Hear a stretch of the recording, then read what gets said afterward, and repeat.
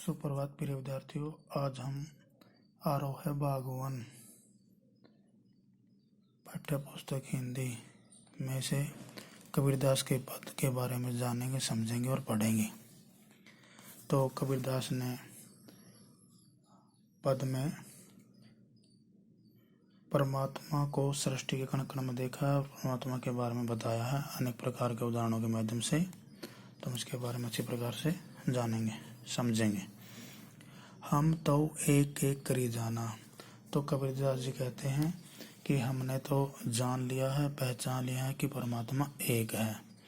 यहाँ एक एक बार बार शब्द हुआ है। यहाँ पर यह मगल लगा रहा है। एक का मीनिंग होता है परमात्मा और एक का मीनिंग होता है एक, केवल एक। तो यहाँ कबीरदास जी कहते हैं कि परमात्मा एक है, ईश्वर एक है। हमने अच्छी प्रकार से उसको समझ लिया है। अगली पंक्ति में कहता है, दो कहे तिन्ही कौ दो जग जिन नाहिन पहचाना। दो मने दो, कहे तिन्ही उनको या जो लोग, कौ दो जग मने नरक, जिन नाहिन पहचाना जिनको नहीं पहचाना समझा। तो कबीरदास जी कहते हैं कि जो कुछ लोग हैं जो ईश्वर को अलग अलग मानते हैं, जो कुछ लोग होते हैं जो ईश्वर को अलग अलग या दो मानते हैं, अलग अलग मानते हैं, तो उनकी स्थिति नरक के समान है। उन्होंने ईश्वर के वास्तविक रूप को नहीं पहचाना है, नहीं समझा है। अगली पंक्ति में उदाहरण के माध्यम से समझाने की कोशिश करते हैं। एक ही पवन एक ही पानी एक ही ज्योति समाना। यानी कि संसार में एक जैसी हवा बहती है, एक ही जैसा पानी है, एक ही ज्योति में यानी एक ही प्रकाश में, एक ही प्रकाश सब में समाया हुआ है। तो अपना जो शरीर है वो 5 तत्वों से मिलकर बना है, जैसे कि अग्नि, वायु, पानी, मिट्टी और आकाश। तो अगली पंक्ति में कहता है कि एक ही खाक गड़े सब भांडे एक ही कोहरा शाना।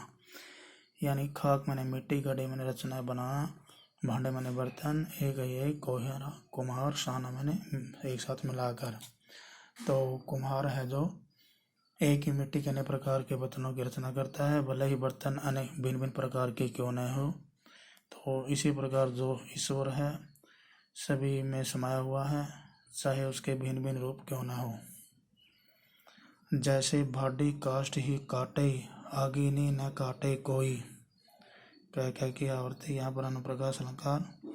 तो जिस प्रकार बड़े यानी कि कारपेंटर है जो काठ का काम करता है, जिस प्रकार बड़े लकड़ी को काट सकता है, काटे अग्नि न कोई, लेकिन आग को नहीं काट सकता। जिस प्रकार हमारा जो शरीर नष्ट होता है और जो हमारे शरीर में विराजमान आत्मा है, परमात्मा के रूप में जो आत्मा विद्यमान है, वो कभी भी नष्ट नहीं होती, वह सदैव अजर व अमर रहती है। तो सब घटी अंतरी तू ही व्यापक धरई स्वरूप सोई। तो कबीरदास जी कहते हैं कि जो ईश्वर में कहता है सब घटी, यानी कि सभी के हृदय में, घटी माने हृदय, अंतर माने अंदर, यानी कि सभी के हृदय में ईश्वर समाया हुआ है,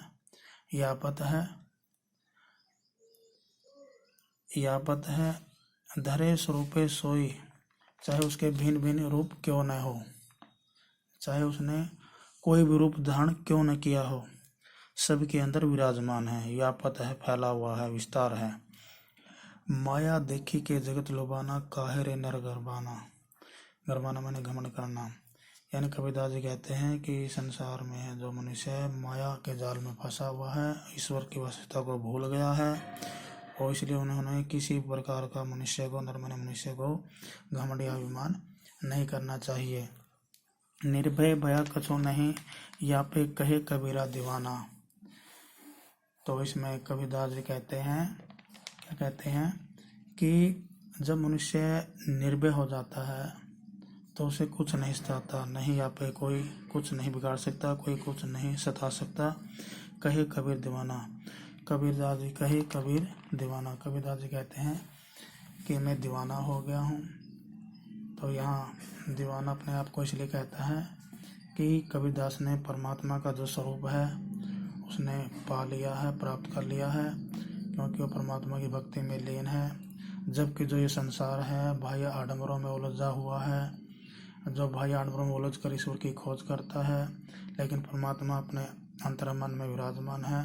अगर सच्चे मन से चित्त लगाकर देखें तो परमात्मा अपने अंदर ही है। तो कबीर की भक्ति जो है वो आम विचारधारा से अलग है, इसलिए कभी है नहीं वो अपने आप को एक दीवाना कह रहा है। तो मैं आशा करता हूँ कि आप इसको अच्छी प्रकार से समझ गए होंगे। तो इसमें कबीरदास ने परमात्मा के स्वरूप को बताने की कोशिश की है, तो सभी के हृदय में समाया हुआ है। जो लोग इसको आत्मा परमात्मा अलग अलग मानते हैं वो भ्रमित हैं, वो ईश्वर के स्वरूप को नहीं पहचान पाए हैं। तो कबीरदास जी ने भी अनेक प्रकार के उदाहरणों के माध्यम से समझाया है कि जिस प्रकार लकड़ी को काटा जा सकता है परंतु उसके जो अंदर लकड़ी है उसको नहीं काटा जा सकता। तो उसी प्रकार जो शरीर नष्ट हो जाता है परंतु आत्मा अमर है, अजर है। तो आशा करता हूँ आप अच्छी प्रकार समझ गए होंगे। धन्यवाद। लेकिन जो अगला पद है ये हमारे सिलेबस में से हटा दिया गया है। कल हम अगली कविता के बारे में पढ़ेंगे, जानेंगे।